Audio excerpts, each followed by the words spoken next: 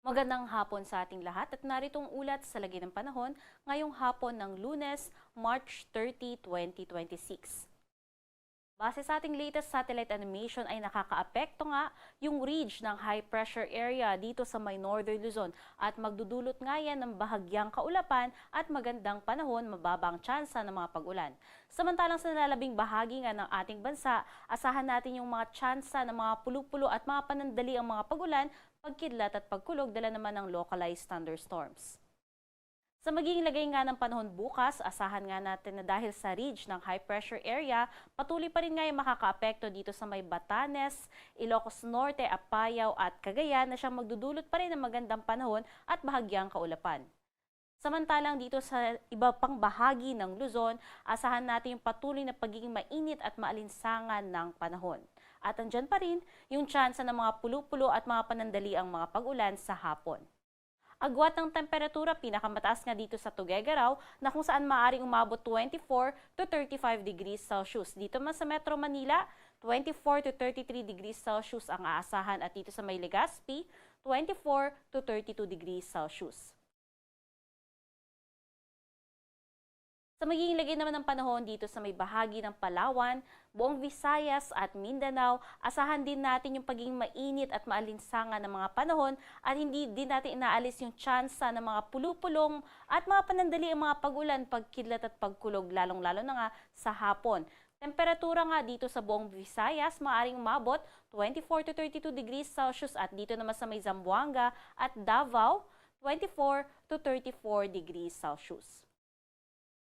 Base naman sa magiging kalagayan ng ating karagatan, wala tayong nakataas na gale warning, kaya naman malayang maglalayag lahat ng sasakyang pandagat. Mag-iingat ka lamang sa mga offshore thunderstorms o ito nga, yung pagkakaroon ng mga pagkidlat, pag-ulan at pagkulog lalong-lalo na sa karagatan na maaaring magdulot ng pagtaas ng mga pag-alon. Sa magiging lagay ng mga panahon naman sa susunod na 3 araw, asahan nga natin, patuloy pa rin nga yung epekto ng ridge ng high pressure area hanggang Miyerkules sa may northern Luzon at sa lalabing bahagi ng Luzon, patuloy pa rin yung pagiging mainit at maalinsangan ng panahon at kung titingnan nga natin yung temperatura, unti-unti pa nga yung tataas sa mga susunod pa na araw. Kaya manatiling magdala ng mga pananggalang sa init, stay hydrated lalong-lalo na nga kung lalabas para naman makaiwas yung ating mga kababayan sa epekto or dala ng pag-init ng panahon gaya nga ng heat cramps or heat stroke. Ganito din yung aasahan natin na panahon sa susunod na 3 araw sa buong Visayas, maging sa Mindanao. However, pagsapit ng Thursday at Friday, yung silangang bahagi ng Mindanao, kasama dyan yung Dinagat Islands, Surigao del Norte, Surigao del Sur, hanggang dito nga sa Davao Oriental, ay maaaring magkaroon ng kaulapan at mas matataas na tsansa ng mga pagulan dala ng easterlies.